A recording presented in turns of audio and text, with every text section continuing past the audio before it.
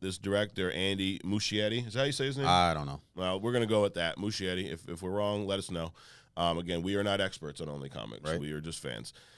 So he says, Reverse Flash is the elephant in the room, right? It feels like you can't make another movie without addressing that one in all accounts. Is the murder of Barry's mom. So it feels like the big villain. And then he adds that he would like to see Ezra Miller's Scarlet Speedster go up against the Turtle at some point, the slowest man on Earth. So here's where I go. Newsflash, buddy. You ain't making no sequels. Right. There's no Flash movies coming after this. That's another prediction right here on Only Comics. Do you agree, or do you think that we're going to see a chain of Flash movies coming after this movie that just bombed at the box office last week?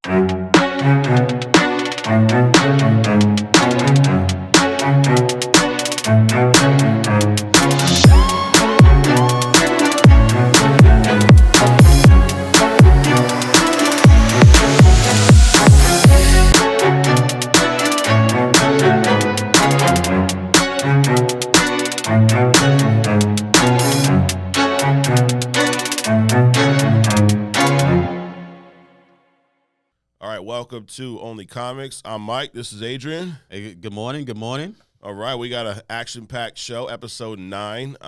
We're coming off this past week. We had the Secret Invasion episode 1 drop. Yep. And we'll do kind of like what we call here on Only Comics a toe dip. Like, you know, when you're just checking the water. Right. You ain't ready to deep dive in yet. You just want to dip that toe in. So we'll give some spoiler-free thoughts on that. Then we have our News Flash Buddy segment up with some exciting news this week. And then we're going to do our deep dive into episode 1. So how we doing today, Adrian? We're doing good. Let's do it, man. All right, let's hop into it. So you watched Secret Invasion. When did you check it out? Yesterday? Yeah, I checked it out last night after a stint of traveling. But, I got it in. That's the thing, man. Imagine if we could have done this show when we were like 15 years old. We wouldn't have all these life things to get in the way. Right? Yeah, you think about this. Like, I should have stayed with my mom till like 5 years ago. Exactly. Dude, man. I mean, forget all that taxes and all that other, I got to go buy my groceries. Bump that, man. Right? Seriously. So I tried to watch this twice during the week, and then I have, it's summer. Kids are out of school, so they're up late. We're hanging out, and dude, it's like midnight. I'm putting the show on. I'm going to watch this, and both times, bro, I fell asleep. Right. I understand that. Yep. So, I mean, but I did watch the full episode yesterday. Okay. And from a, spoiler-free standpoint, I enjoyed it a lot. I felt like it was, actually, you know what? Let's give our rating first. Okay. I'm going to give episode 1 a 7. I will agree. I'll agree with that. Okay, cool. And I'll tell you what I liked about it. I liked how suspenseful it felt throughout. Like I mean, with the music and just the dark setting, it just felt like there was something about to happen at every corner. You just didn't know where. So I did enjoy that piece. I loved seeing Nick Fury back. Right. I think Sam Jackson killed it. And what I like about this, Adrian, is I believe this is the first time he's actually playing that starring role in anything Marvel related. I believe so. Which is always good to see. Nick Fury coming out owning, just like he does in everything that he does. He just owns the character. Yeah, absolutely. And then we get to see some kind of sideline characters from the past, like Maria Hill's always kind of been in and out. She's in this. We see Talos, Talos, who I think we first met in Captain Marvel, most likely, and he's kind of showed up throughout some end credit scenes. And then we get to see some brand new characters that we've never seen before. Everett Ross, from I think maybe the first time we saw him may have been Black Panther. Correct. And we've seen him throughout some other films, and I've liked his character. How do you feel about Everett Ross' character? I like him. He's like one of those. I think we probably mentioned in earlier Only Comics where. It's good to see that mix of non-superhero, characters in these movies. It kind of balances everything else. Everything can be, supers, because then I think the audience gets disconnected. Because I think some people, at least, I did earlier in life when I started, watching comics, you kind of like put yourself in the position of these superheroes, but it's like you can't be all of them. So it's nice to see that nice balance of just a normal person in these movies, and they pull the characters off too. So yeah, that's a good point. If everyone has powers, like powers aren't that special anymore, exactly. Right? Like everyone's just super strength. So yeah, we see Everett Ross a little bit, but yeah, overall, I like this. I feel like there's going to be a lot of like small twists and turns, and if in the opening credits, if you notice, there's one part where they have like a chessboard. Yep. and then there's another part in the episode where two characters are playing chess. Yep. And I feel like that's kind of like an underlying theme. We got a bunch of because Nick Fury's always kind of been that character running things from the shadows. Right. And he's kind of up against others right now that are running things from the shadows. It's like a big game of chess that these guys are all playing. Yep. I also and we'll get into this later. I think I had a few predictions from last week. I think we both did. About what was going to happen in this show, and I think we were spot on, man. Yeah. I mean, that's the thing. So, outside of checking us out just because we're purely entertaining, I mean, we give you accurate we did it with The Flash. We predicted a bunch of stuff with The Flash. We predicted some stuff with the Secret Invasion episode. So, I mean, these aren't spoilers because we don't know what's going to happen, but we're good like that. Right. I think we should do a Nostradamus episode. We should. We just sit down and just do predictions about these movies, bro. Absolutely. No doubt. So, but yeah, I stand by my 7. I enjoyed it. It definitely. I love how it ended on somewhat of a cliffhanger. Again, we won't spoil it here, but my only.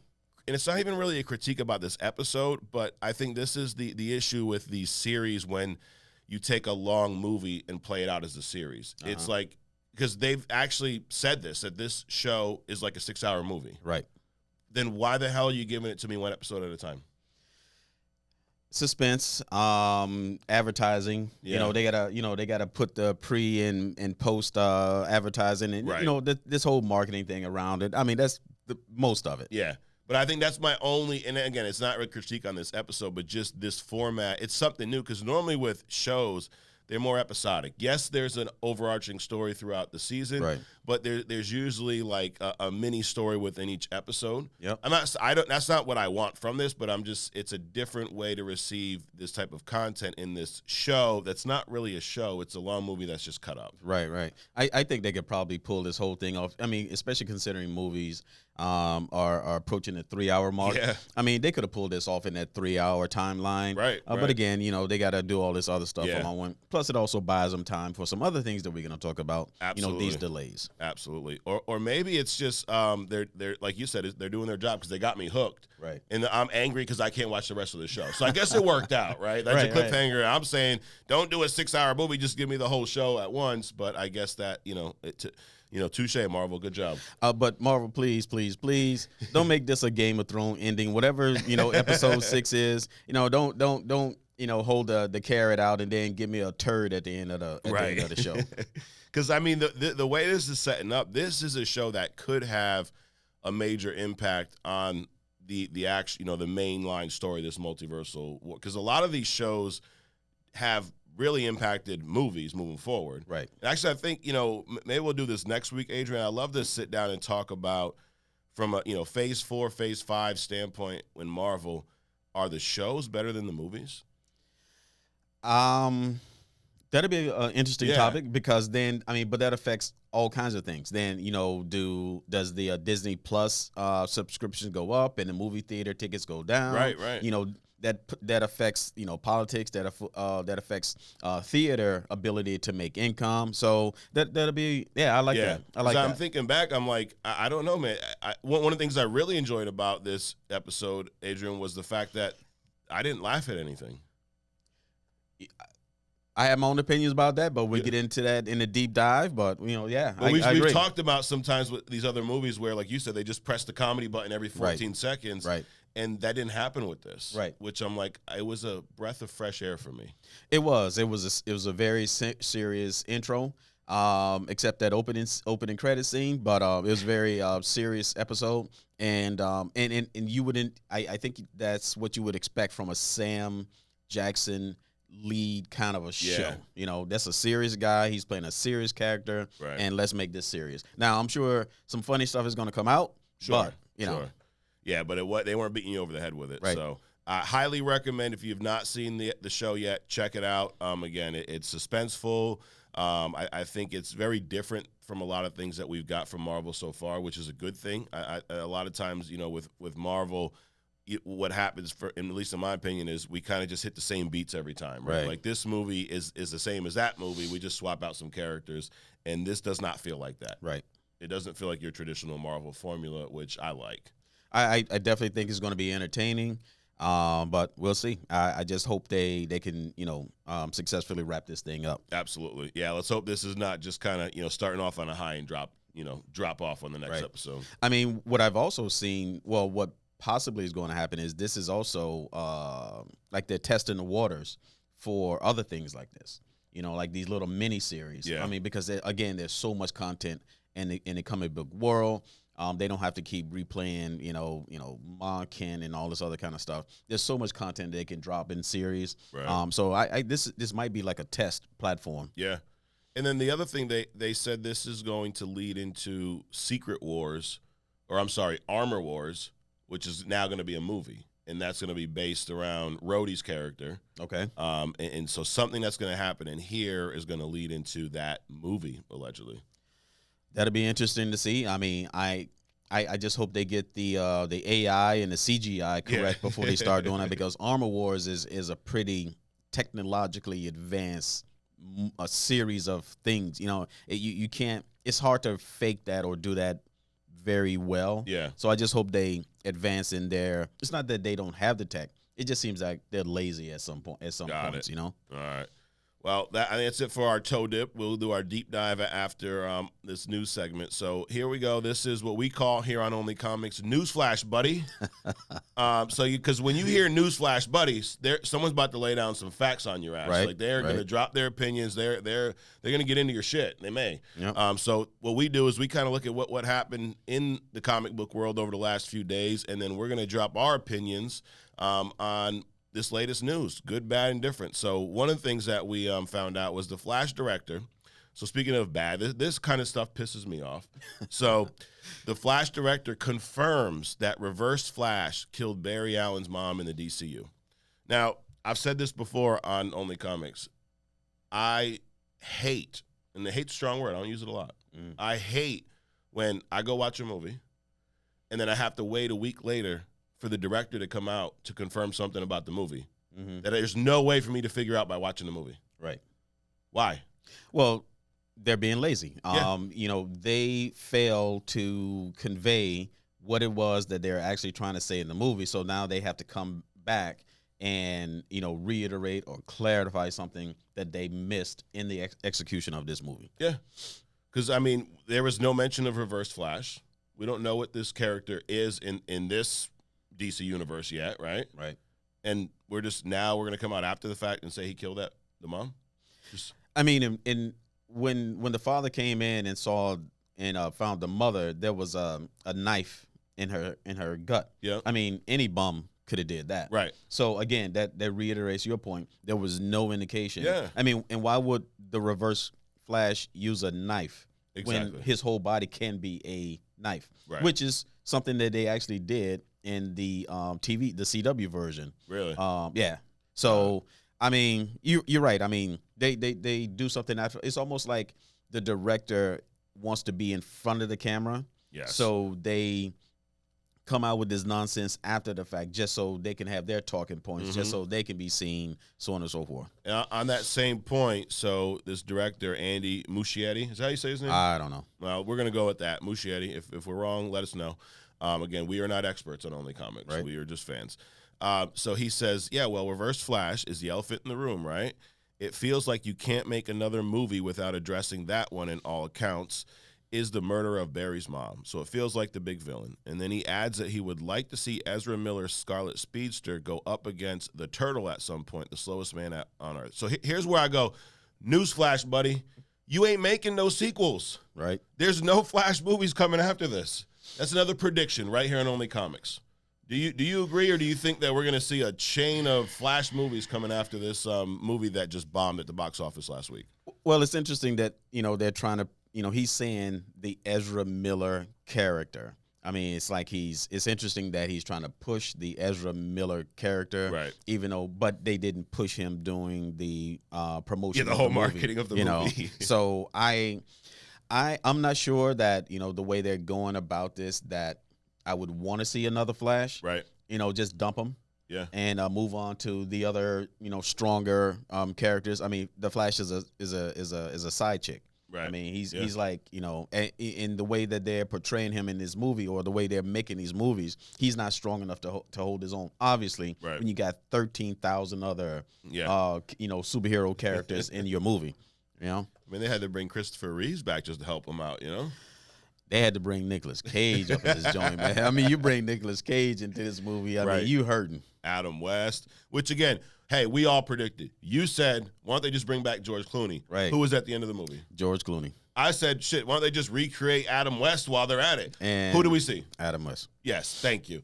But I think Andy Muschietti is maybe he's in denial or maybe he's delusional. But right here today on Only Comics, I'm predicting we ain't gonna see a Flash sequel. We're not gonna see the Ezra Miller Flash in its own standalone movie again. I mean, it bombed bad. We're talking second week, and Spider-Verse is still doing bigger numbers than the Flash. And this Spider-Verse has been out for what, 4 or 5 weeks now? Right. So yeah, I'm going no.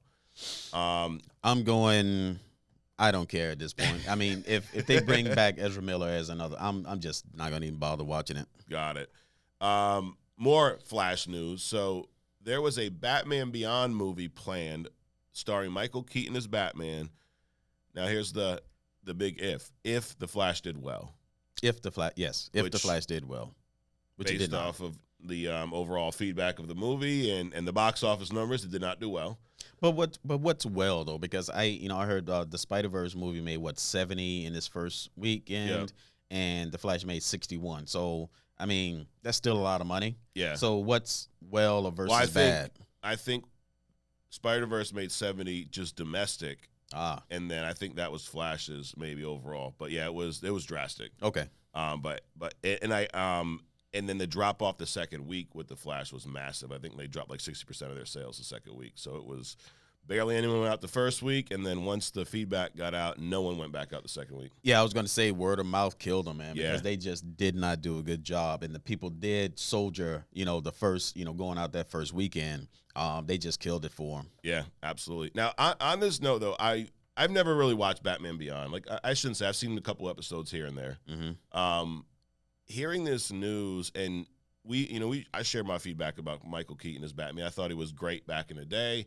I didn't think we needed to bring him back now at 71 years old. Mm-hmm. Not in the way that we saw him, but hearing that they were thinking about a Batman Beyond with Michael Keaton, to me, that seems much more appealing than what we just saw with the Flash movie.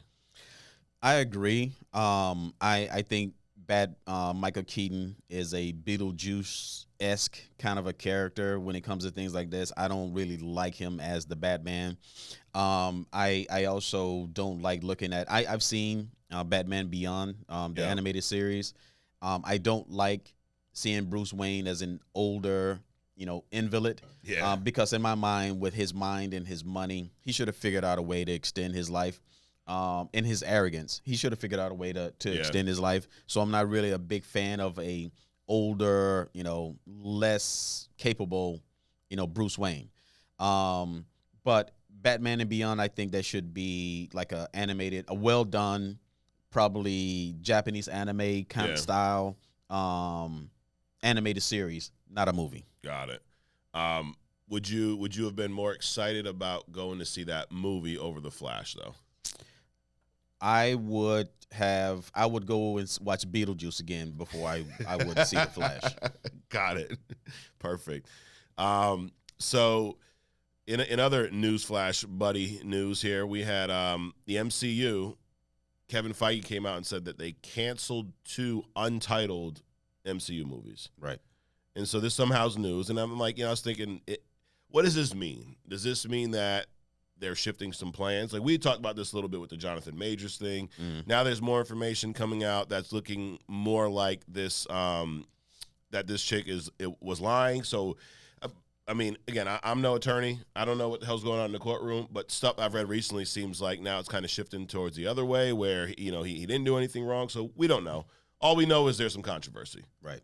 And Marvel's yet to comment on this because they're probably sitting back waiting. But they're in a tough spot where do we sit back and wait to see the outcome? Do we recast? Do we shift plans? What do we do? But hearing that they canceled 2 untitled movies, what does that say to you? It says that they're just, putting something out so they can not cover. They're stalling an announcement or their own internal decision about what they want to do with Jonathan Majors.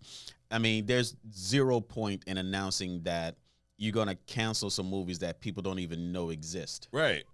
Why would you do that? Yeah. The only reason that you would do that is because you're trying to distract. The old magic trick. Look at my fingers over here where, while I do something over here. So that's the only reason I would say that they do that. But, with the Jonathan Major things, it's like death by 1,000 cuts with this guy. Yeah. The judge, he shows up for his first court via Zoom, right? Yeah. And the judge says, you better show up in person the next time. And so he shows up the next day, and it's 2 minutes long. It's like they just putting him through the ringer just because they can. Yep. Why are we going through all this process? There's no formal charges. The text messages lean toward the girl. Right. Even if it is, the point is that there's no formal charges. Why are they trying to create things for this guy? Yeah, and they've interviewed a bunch of eyewitnesses that are like, hey, we saw them together. She was drunk. She got wasted. So that's really what happened was this shit got wasted, woke up in her closet, knocked out, and had some scratches and stuff on her. Right. And, of course, cops show up. They see two people. You got scratches. You don't. Exactly. She's drunk. Someone's got to come with us. Right. It just so happens that this someone is a big actor in a big Marvel series, so now it's news everywhere. Right. But the bigger issue for me is, like, I don't think, this phase, whatever, we're in 5 or 6 right now, has not really hit. So forget about the Jonathan Major stuff. I think they should rethink their plans just because of how poorly this has been received, to be honest. Right. I mean, the fact of the matter is, there's a lot of speculation around Jonathan Majors, but their responsibility is to create movies. Right. Not solidify or prop up the lives of the actors that play the role. Yeah. Find another actor that can pull off the role. Well, I won't even say pull off, because the reason I think that they're sticking with Jonathan Majors is because he didn't just pull off the role. He owned that thing. He nailed that thing. Yep. So unfortunately, like with Chadwick Boseman, they found somebody that's going to portray the actor the way that they really want to, and it's just hard for them. And I understand that. Yep. But in the meantime, move this thing forward. Look for other people that can do the job. Yeah. Because to your point of distraction, now everyone's speculating which 2 films were canceled. Like, people are saying, was it Shang-Chi 2? Was it Eternals 2? Was it Armor Wars? Was it the next Spider-Man movie? Like, who? So they are now. Everyone's talking about that, which is distracting them from something else. You can cancel Eternals 2 all day. Yeah, you cancel that. Keep Shang-Chi. You've not seen that one yet. I have not. That's actually a good one. And definitely don't cancel the Spider-Man. It's about the best thing that they had going for them. Right. So, last thing in our newsflash segment, you mentioned the opening credits. I have a feeling we're gonna have opposite opinions on this based off of what you said. Now, Marvel used AI. Well, this is the message being sent. Marvel used AI to create opening credits. Well, Marvel hired a VFX studio who used AI to create the opening credits for Secret Invasion. Now, did you hear that before you saw the credits, or did you find that out after? I found out after. Okay, so when you first saw the opening credit scene, what'd you think? It reminded me of the the Frank Miller rendition of Wolverine. Okay. I just thought it was shitty art. Not necessarily that, it was AI generated. Okay, you didn't like the art style. I didn't like the art style. Got it. So I knew prior that it was AI. I heard this news. Now, I loved it. I thought it was awesome. I feel like it set the tone for the show well. I liked the way everything was just kind of morphing into each other. But where the controversy comes up is fans, and this is I guess, one of the downfalls of having so much information out there, because we're supposed to be talking about this episode, right? And then what are most fans talking about right now? The fact that they used AI for the opening credit scene, and a lot of fans are upset, and they're upset because they're saying that they're removing jobs, right? There's VFX artists that should have built or should have made this credit scene. They didn't because they had AI instead. Where do you fall in that argument? Well, I'm on the fence about all this kind of stuff. I mean, AI is a tool. Yeah. Just like an artist's pen is a tool. Right. So, just like with Frank Miller, I personally think, his rendition of Wolverine was shit. Yeah. But, he's also an artist, so he has a right to his, to be able to express however, he wants to do these things. So I'm just kind of, on the fence on it. It just seems that the industry is pushing AI. They're trying to choke America on AI to make it so ubiquitous that, like a virus, I mean, it's going to build up mass below, threshold until it gets to the point where it's just going to, just wipe out everybody.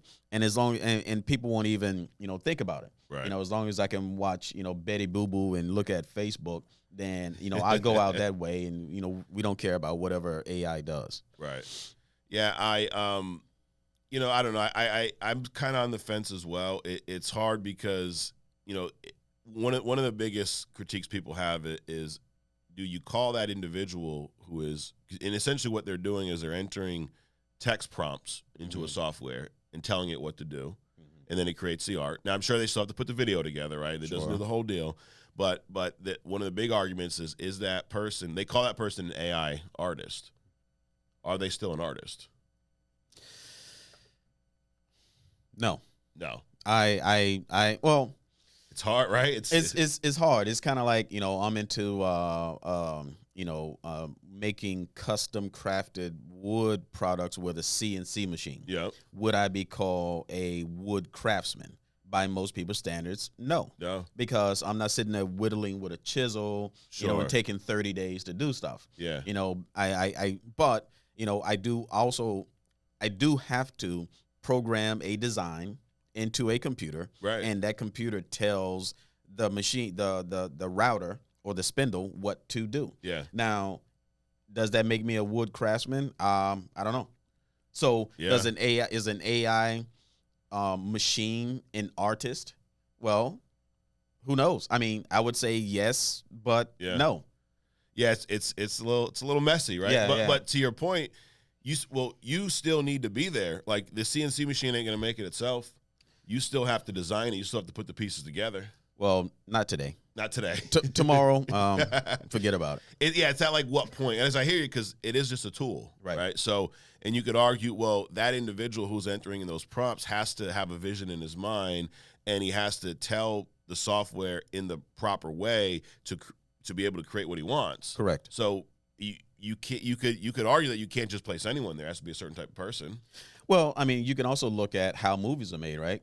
These guys that are designing the movies and putting the movies together, they're sitting on these computers that's crunching all this video together, but they're still in the background, putting things together, time lapse, audio, video, right. Blah blah blah. Yep. So the AI machine is doing the same job as all these other people are doing, right? But nobody's taking credit away from them. They're not making the movie, but They are making the movie. Yeah, I mean, back in the day, painters had to like mix their own paints. Right. If you brought like Picasso or Van Gogh back today, and would they consider if I'm drawing on a tablet, would they consider me an artist? Probably not.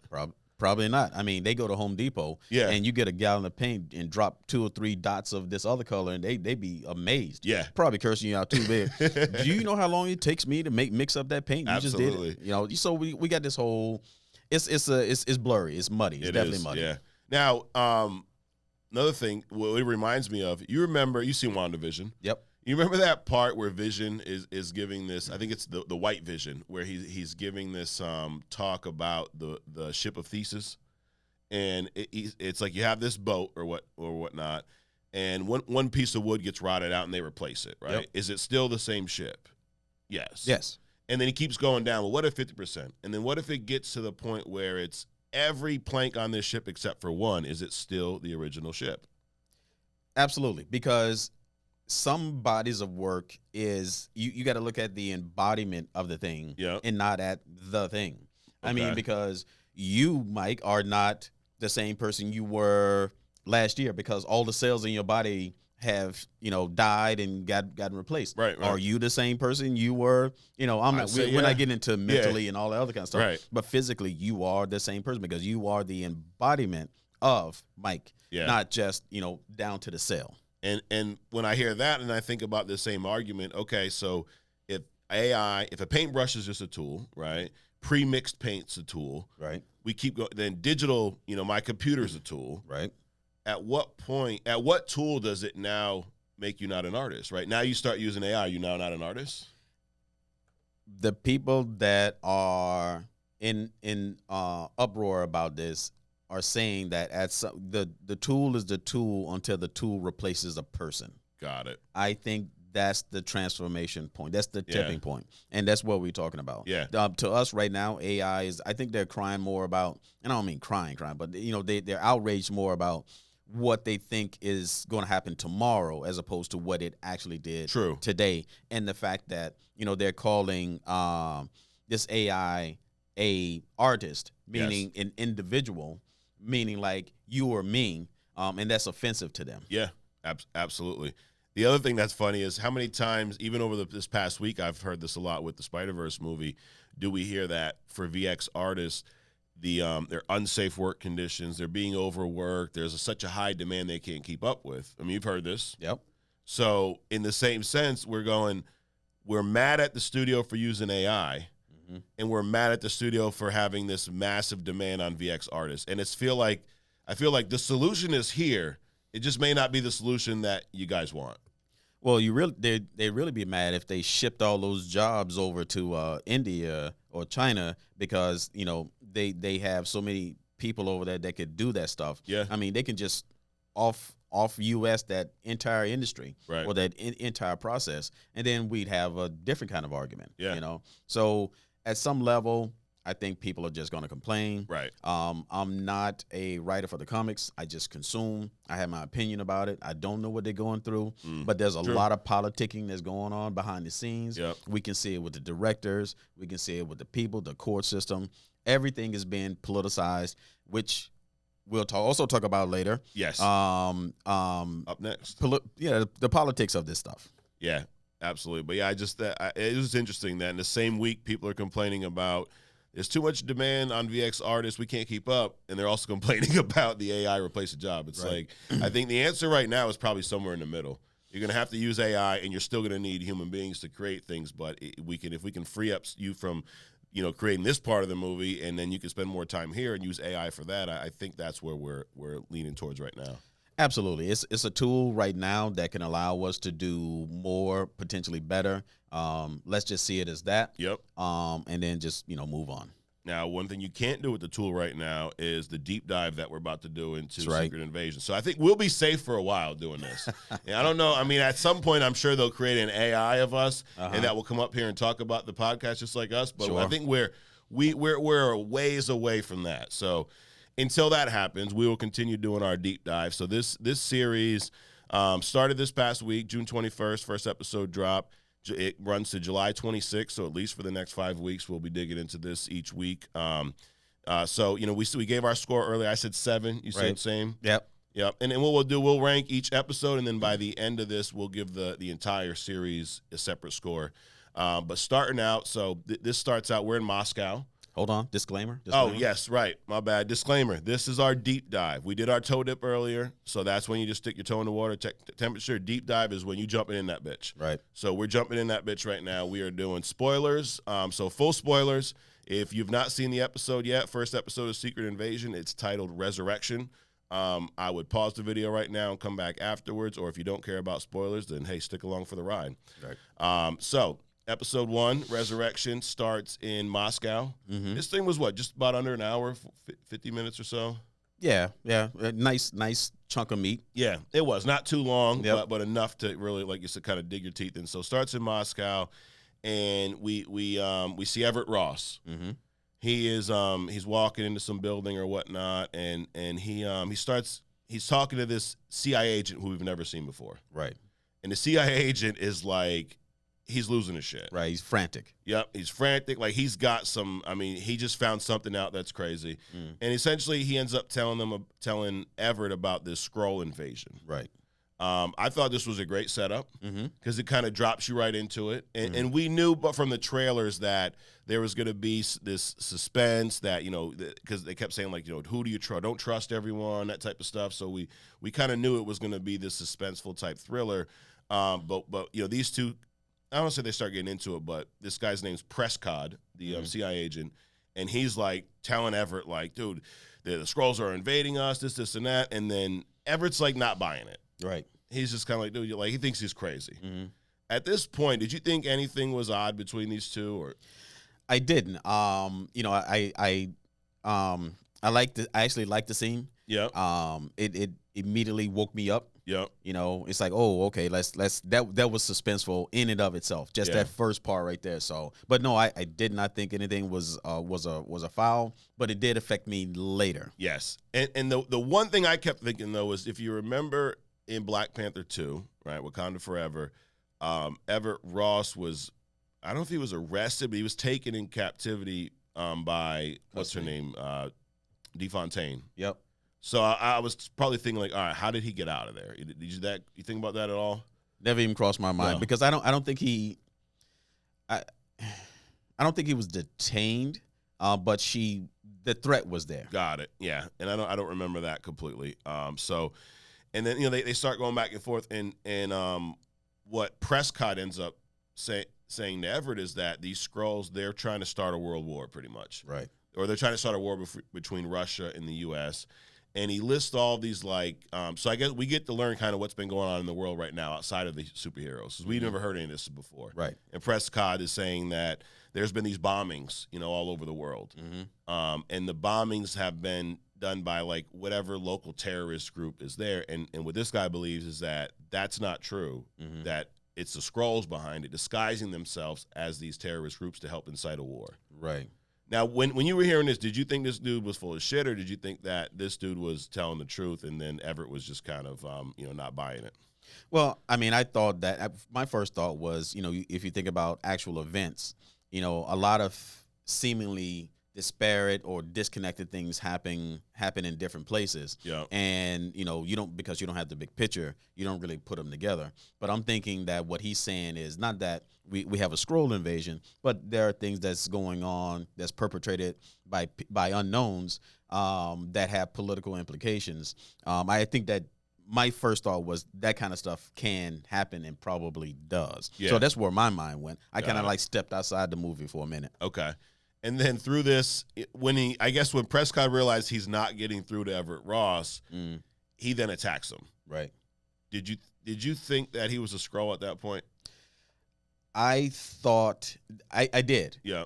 I thought because Everett Ross was so lackadaisical about, and he was getting ready to take. He's like, "Oh, let me just take this information and I'll just run it by blah blah." I think at that point, that's when the click was. Right. And he attacked him. I don't think he just attacked him because he wasn't buying it. No, because he to your point, he knew because of how he didn't care about it. Like he wasn't shocked. Right. Because he was in on it. Yeah.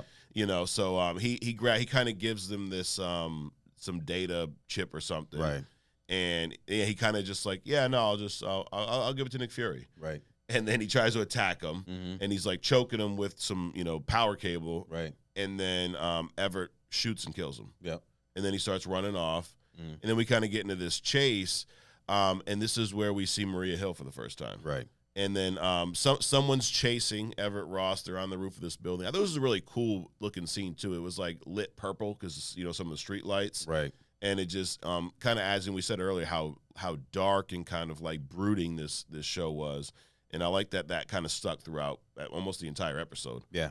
And then he's chasing Everett Ross is being chased off of the top of the building. He tries to leap to another building, lands on the edge. Just kind of like snaps his body, right? Drops on. It was almost like a ridiculousness video or something, right? And then he drops on the ground, and this is where we end up finding out he's a Skrull, right? And then the guy who was chasing him was actually Talos, correct? One of like the first Skrulls we were introduced to. We see Maria Hill, and I'm pretty sure this is where the credit kind of opens up. Yeah. My first thought when I saw that scene, I actually thought that building jump was pretty cool, the way they executed that. But I thought the guy was just done because you don't see people just kind of get up even, battered as he was, right, and just kind of move about. So at that point, I knew there was something going on with, with the Skrull thing. But the the Maria Hill, what is it, Kobe Smulders? Yep. The Maria Hill character, I mean, you got to think that what's going through her mind. It's like she's seeing all these people shape-shifting around her, and she don't really know, who's the real deal. Yeah. Which she also finds out later, which we'll get to. Right. Yeah, so she kind of, Talos, whatever, transforms to his normal self. Right. She realizes it's him and, lets Maria know he was chasing, the scroll or whatnot. Then we cut to the credit scenes. And the whole buildup was, in that opening scene, was they needed to get this info to Nick Fury. Right. Nick Fury's been away on Saber. Is that what it's called? Yeah. Space station? Yeah, he's been assigned to develop this space-based weapons platform, Saber. Yeah, and this is these are things I love about the MCU. These little nuanced things, like we've known that for a little bit, but it's not been like a big deal. Right. We think we learned at the end of Spider-Man: Far From Home when we learned that the Nick Fury that Peter was dealing with throughout the whole movie was actually Talos in disguise. And then in one of the end credit scenes, we see the real Nick Fury on this space station. So it's something that's been there, and it's just been sitting there, and now we're coming back to it. So that is one thing when they do it right, I love it. Well, I'm assuming that Saber is in the credits for the Marvels too. He's on the space platform. Yes. Yep. And Miss Marvel's like bumps up against the glass because she's out in space or something. So the whole tie-in thing is pretty cool. Yeah. And it would make sense, and why I feel like this show is going to have like major impact on, the big MCU or the MCU itself, is it would need to take something massive to bring Nick Fury back. Right. Because he's assigned to build out this thing. And a lot of it is like, you kind of already had your run here on Earth. You did your deal with the Avengers. You saved a bunch of people, screwed a bunch of stuff up, whatever. Everything kind of fell apart. And then, and we kind of learned throughout this show that he didn't really take the whole snap very well. Right. And so it kind of makes, like, they kind of like put him off to not really retire him, but just get him out of their hair, Right. But if something really, really big happened, we need to get him back. Right. And that's what we see here. Gracefully move him out the way. Not retire him, but just kind of like give him something that, he can wrap his head around, but don't, embarrass him along the way. Yeah. And then, so after the credit scene, which we talked about earlier in our news flash segment, Fury comes back to Earth. Yep. We see almost like this E.T. type of scene where, the light kind of drops down and he starts walking out. Right. I thought that was a pretty cool introduction. So did I. And the funny thing about it is that even though the light distorted his figure, I mean, Sam owns this character so much. You knew it. You knew that was Nick Fury. Yep. Which was cool, man, because I've always loved, I love Samuel L. Jackson as an actor. Right. And as a person, too. I think he's an awesome individual. Yep. I never met him, but I'm just saying what I see.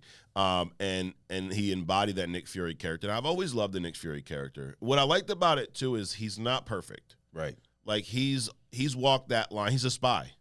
Oh, he's absolutely flawed. But that's what a spy is. They're always, in these, precarious positions. Yep. But I think with at least what I've got from Nick Fury's character up until now is, even though he's flawed and he's going to walk that line, he's not always going to shoot you as straight as you want him to. It comes from a good place. Right. He means well, I guess. So Nick Fury shows back up, and Maria Hill brings him back to some hideout or whatnot, because they're in Russia, and then he interacts with Talos for the first time in a long time. And I think this is the first time that we've learned about Talos. I forget the wife's name, but the wife was killed. Right. Is that last time we saw Talos? I think he was with his wife. Yeah, he was with his wife, his kid, which ends up being. Another character we're going to talk about. Right? Right, Gaia, right. Yep. So we find out his wife's dead. Right.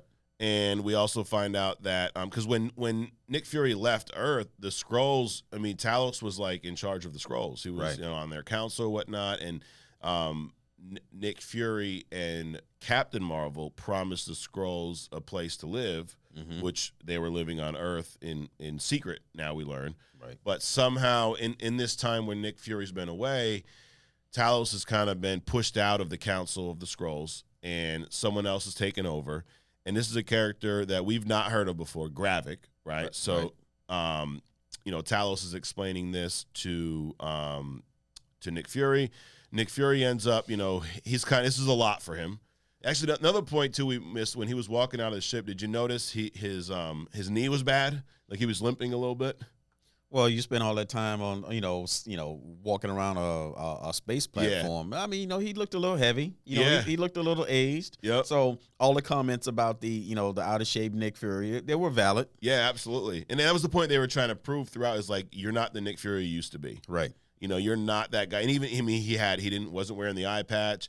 He had this really bad fake beard. Right. Which is funny because I've actually seen pictures of Sam Jackson with a beard. Now, it's not as full as the fake beard, but it looked pretty good. But they put this shitty-ass fake beard on him. So that was a little distracting in some of the scenes for me. That's just a small thing. Right. But he ends up going for a walk and intentionally gets captured. Right. And, you know, this is, again, to the point about this being suspenseful. As he's going on this walk, I mean, there's like this real suspenseful music playing. There's people looking at him weird. Right. Like there's the couple sitting on the bench, they're kissing, and the girl just kind of turns over and looks at him. Right. And then we see this is I'm assuming we're going to see this character probably reoccurring, but there was a little girl. What with the ball? Yeah. With the rainbow beach ball. Now, reason why, you know, the way she's dressed, she had like bright colors on. Rainbow colored beach ball or big ass, like one of those big kickballs. Yep. Everything else in this show has been dark, muted, like grays and browns and dark greens. And she just is like bright and lights up. What did you think when you first saw her? Well, two things. One, they wanted to obviously highlight. Well, there's three thoughts. One, Marvel does dark so much better than DC does dark. It's like DC does dark and it's like muddy. You can't really make it's just like a dingy film over a window, kind of dark that DC does. But Marvel does a great job of doing dark. The second thing was that I think probably you're right. This character, we'll see this character again, and they wanted to highlight this individual or these individuals. But primarily, the third thing is that they wanted to capture his attention. Right. They wanted to do something that would stop him in his track so he'd be in a position so they can kidnap him. Yep. So he sees this person, and then, you're right. Right 2 seconds later, bag goes over his head. He gets kidnapped into this van, and then we see him talking to some character we've never met before, who I guess we learn they're MI6 agents. Yes. Which I've never heard of before, but it's basically like almost like a Secret Service CIA type of agent, but in London. You've never heard of MI6? No. Wow. James Bond. All the James Bond I've never movies. watched a James Bond movie in my life. Wow. What else? Mission Impossible. Okay. Never seen one of those either. Sherlock on TV. Nope. MI6 is definitely like the CI version. Got it. English but overseas. version. Yep. All right. So if we see CIA in the beginning, now we see MI6. Correct. And so he's kind of kidnapped, and I love how this is like, you know, now I mentioned earlier there's not a lot of humor in this. I found humor in this segment where the way that this lady is talking about those thugs, like she actually calls them thugs. Right. Like it's just so funny. Right. You know, and he said something about how they extraordinarily captured me. It's like, wow, extraordinary. Normally they're just like average. So like, good job. And then so that was a little bit of humor there. She brushed them off, and then we get to talk, and we learn that these two know each other from the past. Right. And which kind of what stood out to me there was it reminded me that we don't really know a lot about Nick Fury's past. Right. Which I'm fine with. Yes. I mean, we know that he's a super spy. And even if you gave a version of his past, what version of his past are you going to give? I mean, I'm sure he has so many of them. Yeah. And based off of and this is where, remember last week we said that DC and Marvel should run shit by us and they should listen to us? Yeah. So I know they're probably not watching, but if they are, this is what I'm gonna say to you guys. We don't want the full origin story for Nick Fury. Absolutely not. He is awesome the way he is. The whole mystery thing works for this character. Right. Leave it alone. All you movie makers out there, that's the point. The mystery is what allures us, is the allure to those characters. Right. Han Solo, he was mysterious. Now he's not. No one cares. Right. Boba Fett, he was mysterious. Now he's not. Nobody cares. Yep. Like, I mean, hello, y'all. Now that's Star Wars, but Disney also own that too. So please don't. Black Widow, spy, mysterious. Right. Put out this movie like 5 years after she dies. Nobody cares. Yep. No one cares. Yep.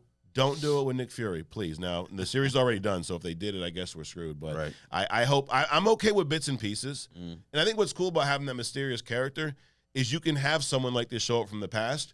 You don't really have to explain a whole lot. Exactly. Because we don't know. Right. And we don't want you to spend, film time explaining a mysterious character. Right. Just leave it alone. Keep it pushing. One of the best things about that Flash movie was the way they handled Barry's origin. It was done through flashbacks. It eat up most of the movie. Right. That I enjoyed. Right. Just don't keep repeating it with every movie. Exactly. So he basically what he's trying to do with this girl, Sonya's her name, Sonya Fallsworth. Mm-hmm. He's trying to ask about this whole the creation of the bomb. So when he was talking with Talos, they brought up the fact that this guy Gravik, is that his name? Gravik. Right. He's building a bomb. Right. And he's going to use that to make it seem like, U.S. and Russia or U.S. is attacking the Russia or vice versa. He's trying to cite this war. And they find out about a weapons cache that was, I guess, robbed a few days earlier. He's trying to get some information on this in Kazakhstan. Right. And she basically is like, dude, she's talking shit about him. Like, you ain't the old McFurry anymore. Right, right. Even to the point where, he likes bourbon, right? And she's giving him Russian vodka or something. And he's sitting there like, what the hell is this I'm drinking? But he takes it. But even down, she's not really degrading him, but she's definitely making a point that, hey, you're not the guy that we all know and love because you wouldn't even be here if you were. Yeah. And so he's trying to kind of like partner up with her a little bit because he mentioned the fact they've worked well in the past, and she straight up denies knowing anything about the bomb, and of course he sees through that. Yeah. Now, but this is why I love the Nick Fury character because he's not getting upset about them kind of counting him out, looking down on him. He's playing chess, so he gets nowhere with her. But he throws a little camera on one of her statues. Well, he knows that he's not going to get anywhere where to get far with her. That's why he puts the little camera thing on the statue. So he's 6 moves ahead. Yes. Unlike she's saying that you should be 6 moves ahead. He is 6 moves ahead. Yeah, because he knows me coming back after all these years, and I don't know. I mean, with Marvel, it's hard with the timeline, but I'm assuming Nick Fury's been off planet for over 5 years. Right, so he's coming back after all these years. He's not been in none of these people have kind of thought he's gone. So they're gonna treat him like he's this retired, useless person. He's got no connections. He's been off planet for so long. So he knows that going into it. So to your point, oh yeah, he was ready. Right. So he slaps a little camera on there. And she even points out the fact that she goes, the fact that you let my thugs catch you, like, proves to me that, Right. And his point was, oh, no, I wanted to see you or whatnot. So she kind of just dismisses him. Right. And then she offers, like, do you want me to have one of my my thugs bring you back home? Right. And he just goes, no, I'll walk. So he leaves there, gets nowhere, and then he returns back. And now he's got this bug there. And he ends up listening to her talk to some prime minister, I guess, about what's going on. He gets some information, and he finds out the location of the arms dealer. Right. And then through this, we also saw a scene where Rhodey, we talked about this first week, right? That was a prediction. Involved. Yes, and Rhodey's in there. Now, we haven't seen War Machine yet. Right. Now, interesting thing about Rhodey's scene is I believe this is the first time in the MCU we've seen a character play the president. Like, we've never had an actual president of the United States on screen in Marvel. They've made mention of, but I don't think we've ever seen an acting president in the show or movie. I'm not sure, but it makes sense because they're gonna, of course, introduce Harrison Ford's new role as president in the Red Hulk upcoming, I think. Oh, okay. Oh, he's gonna be the president in that. The guy, I think, is going to pursue presidential election or something like that. So it kind of segues into it. So, yeah, it kind of makes sense. And it's like, the Avengers or whatever we're calling this phase now, but these characters now have gotten so big. They're on that radar now to where they are going to be on the level with the president and the government. I mean, they saved the damn universe, right? So it's different than back when, Tony Stark was putting on a suit fighting in the streets where they're, like, trying to arrest him. Now, they're on their radar. But what was interesting, too, is Rhodey is now, Rhodey got a promotion, bro. He's dealing right with the president. My man's walking through the White House with the president. Right. So I think I predicted that Rhodey was we were going to see him, not the War Machine, because, and that speaks to the politics of this show in and out of the theater, you know. So now he's strolling around as a political advisor to the president, and that makes sense. And I don't like Don Cheadle as James Rhodes anyway. So the less screen time, he has is good for me. Got it. Yeah. Would you have preferred Terrence Howard continue in that role? I would have on the onset preferred him, even if he didn't work out, and then we brought in somebody else. Yeah. But I do know that I do not like Don Cheadle as James Rhodes. Yeah. And they should have given Terrence Howard the opportunity to fail, not just switch him out. Yeah. Well, I heard he wanted more money, and it was a whole money battle. But I did enjoy him more as Rhodey than Cheadle. Right. Definitely. Well, the thing about that's kind of short sighted of Terrence Howard, because that they're gonna come out lowballing something that they just created. Right. But over time, I'm sure Cheadle now is making mint. Off of his characters. Absolutely. So. But I thought that was cool that we now see Rhodey kind of progress up to that, direct to the president type of role. But it makes you question whose side are they going to be on, though, because when he mentions to the president that, Nick Fury's back, we intercepted some messages between him and Maria Hill, and then he kind of just turns to him and goes, deal with it. Right. Like a little angry. Right. So is Rhodey going to come at this like, going back to like the Civil War where he's on the other side of this and you need to run stuff through us, and we know Nick Fury's not going to be a fan of that. Is that where we're going with this? Well, I was curious about that whole scene anyway, because if he's up on Saber and on a space platform, I mean, everybody knows that he's there, but Rhodey is saying he's MIA and all this other kind of stuff. So I mean, he literally just came down. Right. So is it that bad that he just kind of went away? Well, I guess MIA for hours, MIA in their world. Yeah. The point is they don't know where he is. Right. They know where he was, but he and this Maria Hill character is gone. Yes. So fast forward, Fury and Talos, they find the location of this arms dealer through this camera that he placed in the M1s or the MI6's hideout or whatnot, or her little room, her lair. I don't know what the hell she calls it. Well, she calls them thugs, so I mean maybe she calls it her villain lair. I don't know. Right. But they find this guy who is dealing the arms. And actually, right before that, we see Gaia.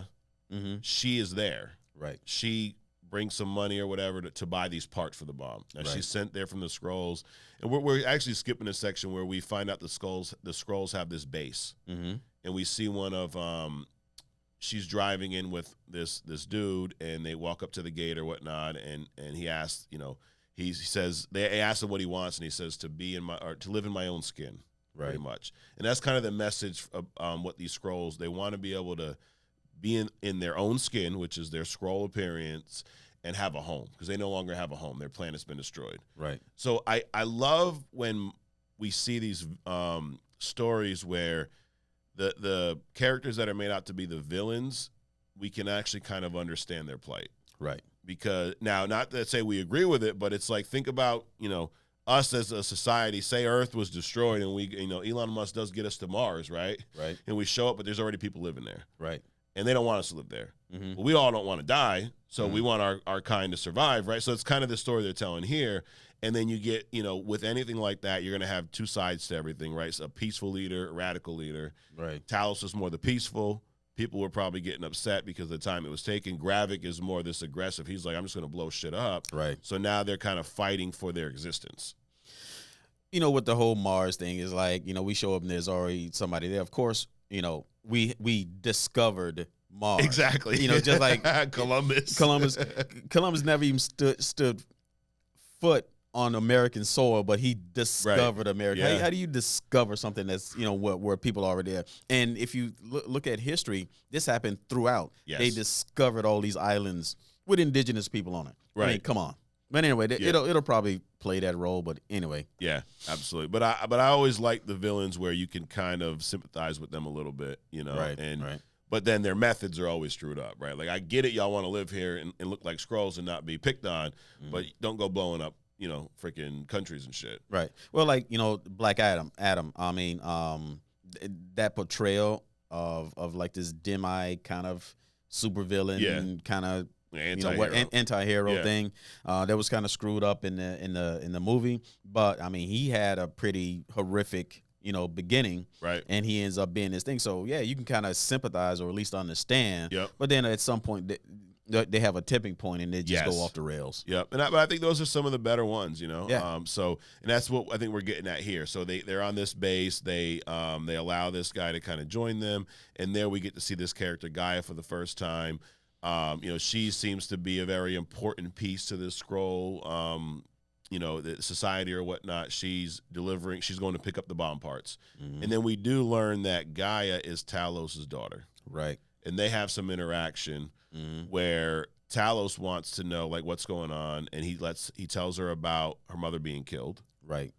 And then he also alludes to the fact that Gravik, or at least the people you're working with, killed your mother. Right. So we still don't know exactly what happened, but that's the story we're going with. Right. I'm kind of on the I'm saying this a lot in this podcast, but I'm on the fence about Emily Clark's role. Okay. She seems to have a less than role in this particular episode. But just like, you know, who she is, a scroll, I'm sure her role is kind of demurred. It's kind of, you know, initially it's going to be something, because any foot soldier could have did what she did. Right. You know, but they chose her.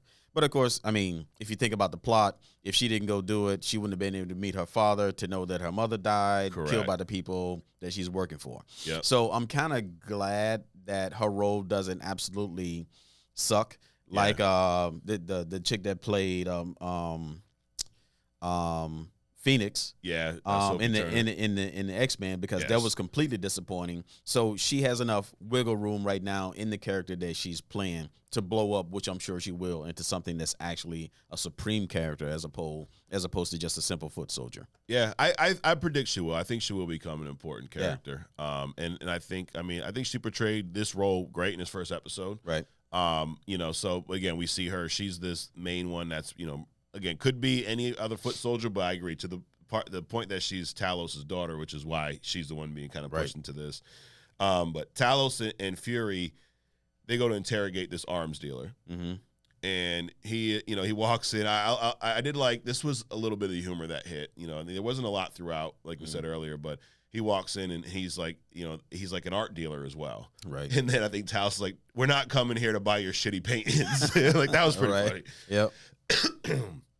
So, you know, they're trying to interrogate him, and he's just straight up lying. He says he has an appointment. He's going to meet his wife or something. Right. And this is where it starts getting funny, because Talos is like, wait a minute, you don't have a wife, you have an ex-wife, because they have all this intel on this individual. Right. This would be considered a lie. Yes. Yep. And actually, this is where we get to see, like, Fury. Right. Fury's like, he says everyone gets one lie.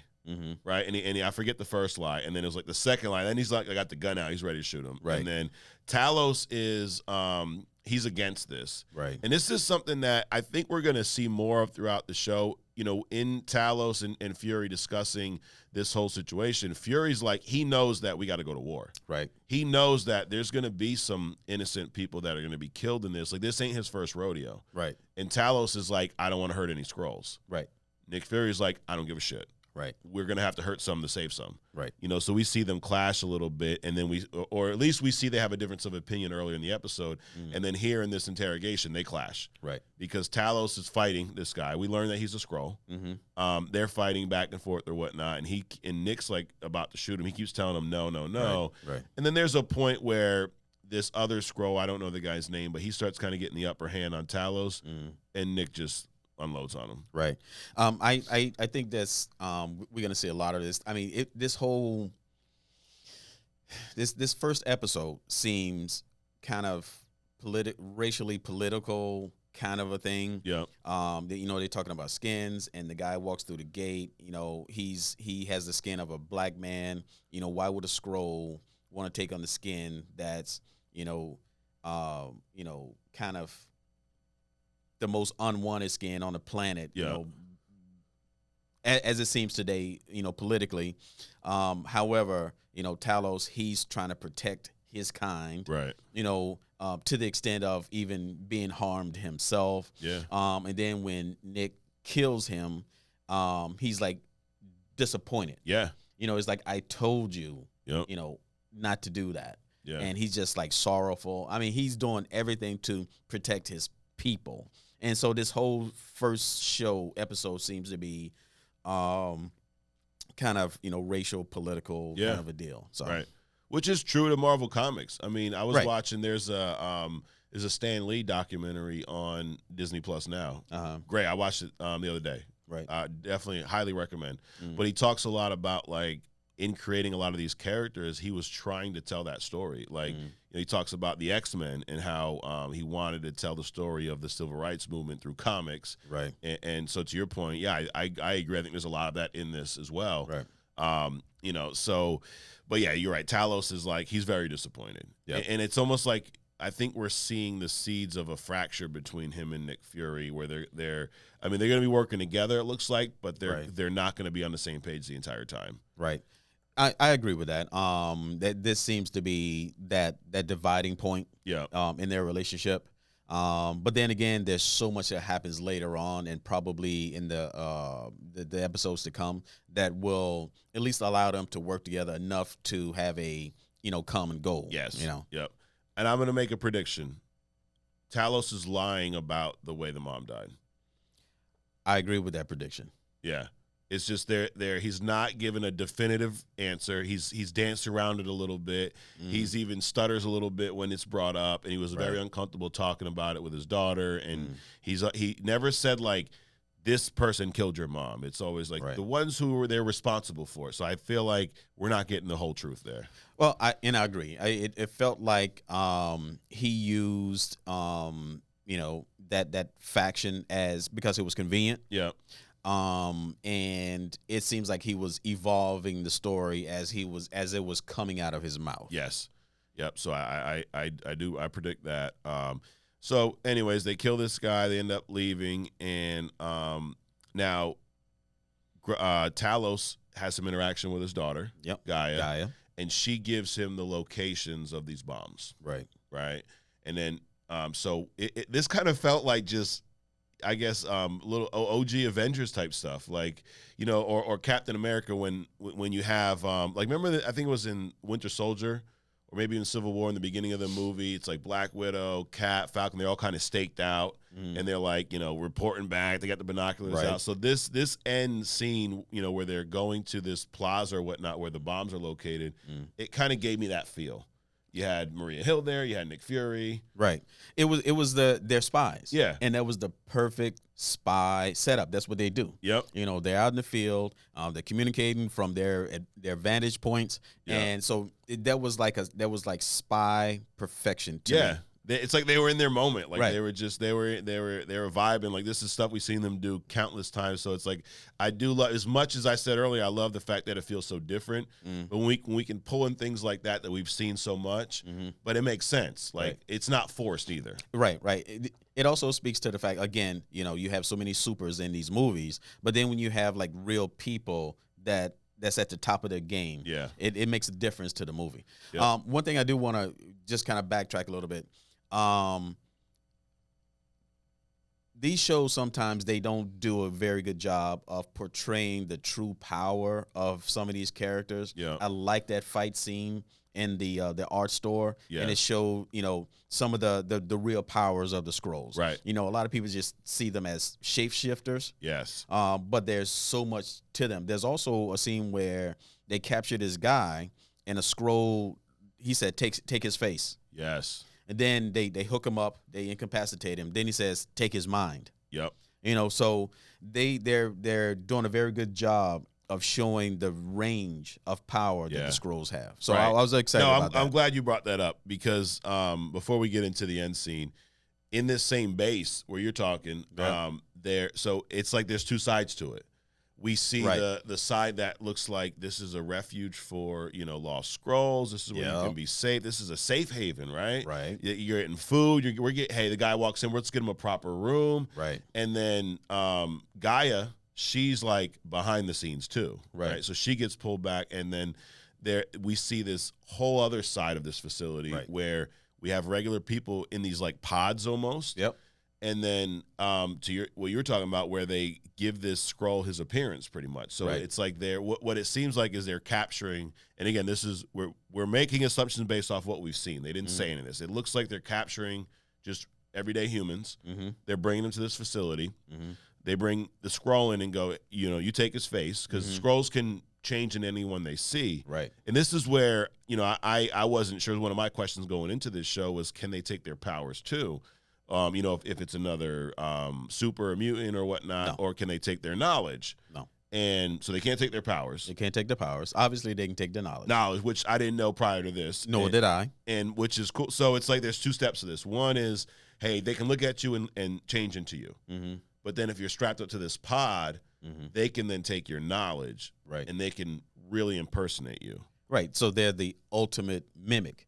You know, it's cool because you will ultimately, when you replace somebody, you will ultimately be in a situation where that knowledge is going to be, you're going to need that knowledge in order to answer questions or respond to situations. Right. So it's very cool that they can also do that. So I found that interesting when she brought the guy in from the fence, right? Yeah. And then they stop at the door, and the door is guarded, and he says, "What's back there?" So it's like duplicitous. Yeah. You got this camp, and okay, everything is all friendly, kumbaya. We're a team and we're a community up until this point. Yeah. But then you stay here, and then I'll proceed. Right. So that was nice, cleanly done. Yeah. In my mind. And I think that kind of helps. Like we were talking earlier, where you can sympathize with the villain. That part helps you not sympathize too much, right? Because you're like, I feel bad for them, but wait a minute, they're kidnapping regular people and like basically killing them. Exactly. So and now this kind of makes me go back to that Everett Ross character. So based off of that scroll's portrayal of Everett Ross, I would assume that Everett Ross is in this facility and he took his mind.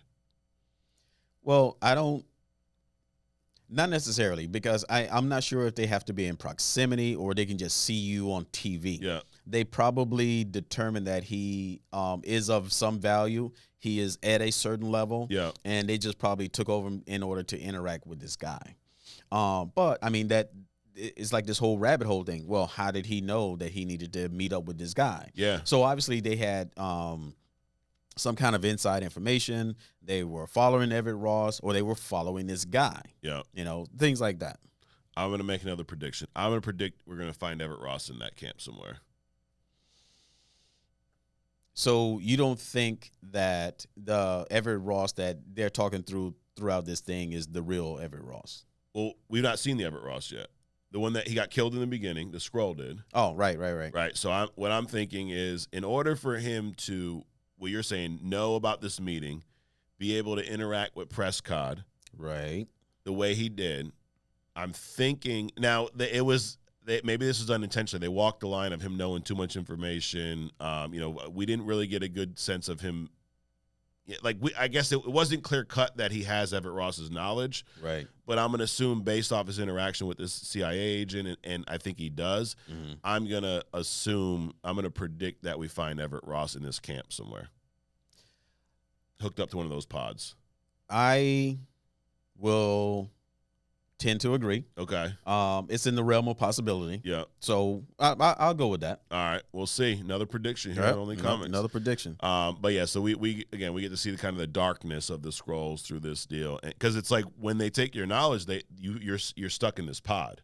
Well, the precedent is that they don't take your face unless they've already got you captured somewhere. Yes. That's what they're kind of setting up when they walk through that door.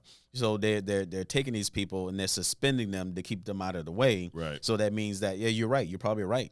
Everett Ross is already in there somewhere.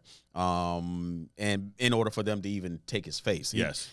That interaction didn't mean that I didn't see enough information come out of that scroll, Everett Ross, for them to have also taken his mind. Right. But the assumption is he also took his mind. Yeah. Yeah, you're right. They kind of walked that line. So, anyway, so then we get to this plaza or whatnot, and they're scoping everything out, like we talked about earlier. Traditional spy stuff from Fury Hill, like it just felt like OG Avengers type stuff.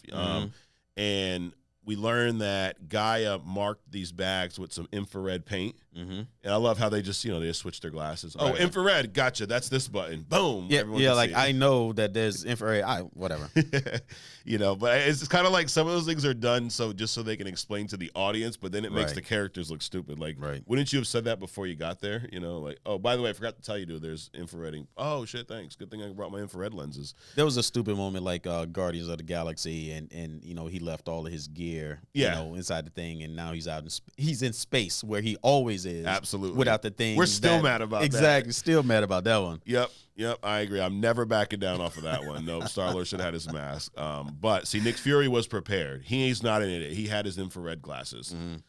So they kind of spot these. They spot the bags. There's 2 backpacks, right? And Guy is actually the one carrying them, right? And then they miss the handoff, but then they locate the individuals with the bags. They go to chase them down. And then through this, and you definitely jump in if I'm missing anything, but they end up finding the bags, but there's nothing in them. Right. And then in this same scene, we see Gravik is his name. Hits the bomb. He hits the bomb. We realize that the bomb was somewhere else. All this shit's blowing up. Right. And then this is when it kind of like goes from like nothing happening to everything all at once. Right. And then, guns are out or whatnot. And in this whole bomb being detonated, everybody going crazy, Maria Hill is shot. Right. Which was a prediction. Yep. But before that, so I thought I heard somewhere that there were 3 bombs. Okay. And there was like 5 or 7 that actually went off. Yes. I thought. So I don't know where I heard the 3. No, I thought there was 3 too. Yeah, but there was a lot of bombs going on. There was definitely a lot of bombs. And then one point, so we talked about the little girl with the rainbow ball. We see her again. Really? Yes. Oh, I missed that. This was quick, and I think it happened right before the Maria Hill scene. But we see her, Nick Fury sees her, and there's like this little hot dog cart or something, and she walks behind it. And then a grown man, kind of weird-looking dude, comes out behind it. So I'm wondering if that's a Skrull. And that would be the only explanation. Right? So then, which brings me back to Nick Fury being kidnapped by this CI or MI6 agent. We see that little girl right before that. So if that little girl's a Skrull, does that mean that the MI6 agents are working with the Skrulls, or are Skrulls? They look rather mentally challenged. Yeah. I would say that they are not. Okay. But they probably are surrounded by Skrulls and not even aware that they are. I don't believe those 2 particular agents are Skrulls, but I could be wrong. The fact that they kind of showed us that this little girl's a Skrull, and then we see her right when he's captured, and then we see her right at the end, right before Maria Hill gets shot. I'm just wondering if, who knows? Or it could just be a head fake. It could be, trying to distract us over here from something else. Right. But we see Maria Hill shot, and then Nick Fury shoots her. Right. Now, right off the bat, what did you think? I thought I didn't really think that there was a Skrull that shot her. I didn't. I actually at that moment I didn't know what to think. Yeah. But I definitely did not think that Gravik had changed to Nick Fury. Right. And then shot Maria Hill. Yeah. Yeah, I didn't either. I first I'm thinking like, was this a Skrull? Was Maria Hill a Skrull? Is that why he shot her? Right. And then, but I think the moment doesn't go on that long, and then we realize really quick that there's 2 Nick Furies, and the one who shot her kind of has like a little smirk on his face. Right. I love that too when an actor plays himself, in 2 different roles, and they can do little things to help you distinguish which one is which. Yep. Like, they don't have the the ability here to do like they did in the Flash, where they make the younger one with longer hair, so the whole time like he's impersonating him. He has to look just like him. But there's a little smirk that gives it away. Right. And then we see him transform back to Gravik. So Gravik kills Maria Hill. Right. She's shot dead. Tallow. Hold on. Yep. And that's the prediction from the previous week. Yes. We had talked about, they mentioned that there were major characters that were going to die in this series, and I predicted that it was probably going to be one of the characters that I predicted was the Maria Hill character. Same here. And I'm going to give you my second prediction of who's going to die in this series. Okay. Talos. I can go with that. That's mine. I can go with that. Okay. You got any other predictions? Not yet. Okay. Not yet. Only because they're evolving. My prediction of who was not going to die would be Nick Fury, the Emily Clark. Yep. Those characters. Maybe the chick in her own version of Batcave is gonna die. Yeah. The MI6. Yeah, with the thugs. The MI6 person. Yeah. So we predicted Maria Hill. So that's why you should watch us, because we are going to predict exactly what's going to happen every single time. But Maria Hill gets shot. She's killed. Gravik was the one who did that. Fury and Talos, they're there, but they have to just abandon her because shit's just hitting the fan. Everything's blowing up. And this is where the episode ends. Right. So that's the full episode. Mm-hmm. Again, I really enjoyed this. I enjoyed this too, but kind of like going back to a point that we made about during the art scene, right? Talos was mad at Fury for shooting a scroll, right? But the ending is a perfect example of the things that's going to bond or bind them together, because a lot of people died in that scene. Yeah. There's bombs going off everywhere, bodies flipping through everything. So, I mean, I'm sure Nick is going to use that as like, listen, this is why you got to make those sacrifices. Absolutely. I know you don't want to kill your family or your kind, but this is what's going on. Yeah. And this is, I think what we're going to see throughout this series, another prediction, is we're going to see, so it starts off with Nick Fury being kind of old man Nick Fury, right? He's like, it's kind of like Logan, right? He's the older, he ain't what he used to be. Right. He's not running the Avengers anymore. There's no more SHIELD. He's this old, washed up dude, out of shape, knee hurts, can't get out of bed in the morning type of guy. We ain't worried about him. He will be back to Nick Fury form. I agree, but it also reminds me of this story of this ship. They heard this noise, nobody could fix it. They called in this old guy. He comes in with a hammer. 2 minutes, he knocks around a couple of times. 2 minutes later, the ship's fixed, right? Yep. He submits an invoice for $20,000. The people paying for it is like, this is an outrage. Why so much? He's like, well, it's $2 for the hammer, but it's $19,998 for my 20 years of experience. So that's the Nick Fury. Yes. Even though his body is not what it used to be. That mind is still there, which is why he's always, because chess is a mental game. Yep. Not a physical game. Right. So he's in his mental prime still. Yeah. He's in his element with this one. It's funny you mentioned the 20 years experience, because he says that to this MI6 agent when he's trying to, pitch them working together. He goes, I have 30 years of experience dealing with these scrolls. So I think, I think that they're going to force the old Nick Fury to come out. Right. Like Nick Fury was kind of retired, but through this, he's gonna go back to. I think he's gonna get rid of the stupid fake beard. I think we're gonna see him in the patch again. Right. And this is just like this. I think Maria Hill being shot is gonna be the catalyst to that. Right. It reminds me of the first Avengers movie. Remember Phil Coulson? Yep.